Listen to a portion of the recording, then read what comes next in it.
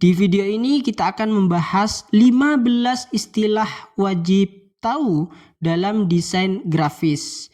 Sebelum itu, mengapa penting bahas terminologi ini? Pertama, untuk menghindari miskomunikasi antara desainer, klien, dan tim. Yang kedua, supaya bisa memahami tutorial internasional, misalnya lewat YouTube atau kelas-kelas desain grafis. Nah, yang ketiga, untuk meningkatkan kepercayaan diri seorang guru dan santri saat terlibat dalam proses produksi visual lembaga. Nah, selanjutnya kita akan membahas 15 istilah-istilah yang wajib tahu dalam desain grafis. Kita mulai dari istilah yang pertama, yaitu layout. Layout itu tata letak elemen dalam sebuah desain, termasuk posisi logo, besar kecilnya teks, gambar, dan elemen visual lainnya. Layout yang baik membantu audiens memahami informasi secara cepat dan jelas. Istilah yang kedua, tipografi, yaitu seni dan teknik mengatur huruf, mulai dari jenis font, ukuran, jarak antar huruf, jarak antar baris, hingga konsistensi gaya huruf. Tipografi berpengaruh besar terhadap keterbacaan dan suasana desain. Istilah yang ketiga yaitu hierarki, yaitu susunan elemen secara visual berdasarkan tingkat kepentingan. Elemen yang paling penting ditonjolkan lebih besar, tebal, atau kontras. Ini membantu mata audiens bergerak sesuai urutan yang diinginkan. Istilah yang keempat, white space, ruang kosong, yaitu area kosong yang tidak diisi teks atau gambar. Bukan berarti desain belum selesai, justru white space ini membuat desain terasa lapang, terarah, dan tidak sesak. Yang kelima, RGB versus CMYK. Dua mode warna yaitu red, green, blue untuk tampilan digital seperti monitor dan media sosial. Sedangkan CMYK, cyan, magenta, yellow, dan black untuk keperluan cetak.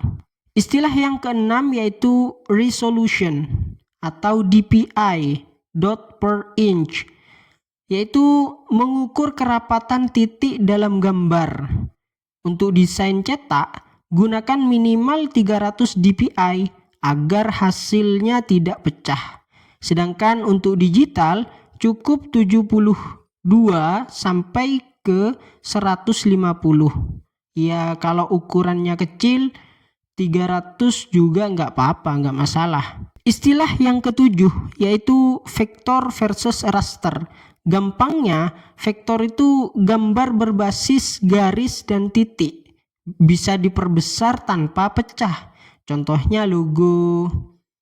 Nah, biasanya softwarenya itu CorelDRAW, Adobe Illustrator.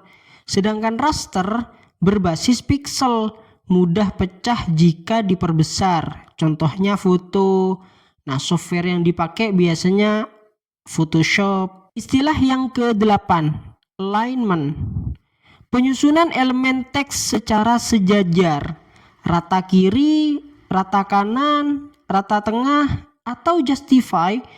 Alignment ini memengaruhi keteraturan dan profesionalitas desain. Istilah yang ke-9 yaitu kontras. Perbedaan yang mencolok antara elemen, warna terang versus gelap, besar versus kecil, tebal versus tipis. Kontras itu membuat desain lebih dinamis dan terbaca. Istilah yang ke-10 yaitu branding. Identitas visual lembaga yang konsisten, seperti logo, warna, font, tone design. Branding ini memperkuat citra profesional dan memudahkan pengenalan publik. Istilah yang ke-12 yaitu grid system.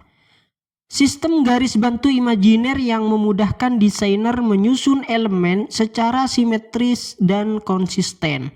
Grid membuat desain lebih rapi dan terstruktur. Istilah yang ke-13 yaitu opacity. Tingkat transparansi sebuah objek digunakan untuk memberi efek lembut, kedalaman, atau penekanan dalam desain. Istilah yang ke-14 yaitu crop. Memotong gambar agar fokus pada bagian penting.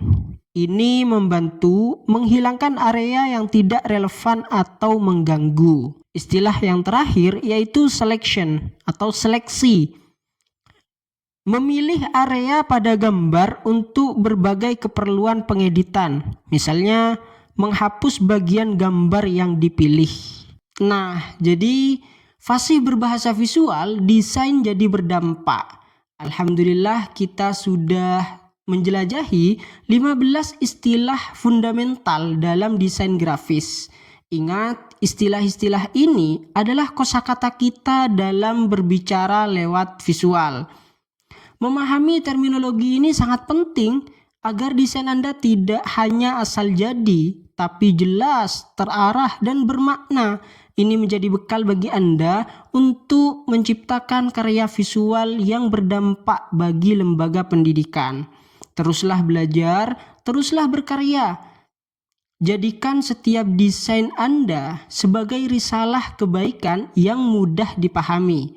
Visualmu, pahalamu, santri bisa desain, guru punya gaya. Bukan sekedar estetik, tapi edukatif, etik, dan berdampak. Jangan lewatkan video-video selanjutnya dari saya, Abdul Hakim. Terima kasih sudah menonton. Wassalamualaikum warahmatullahi wabarakatuh.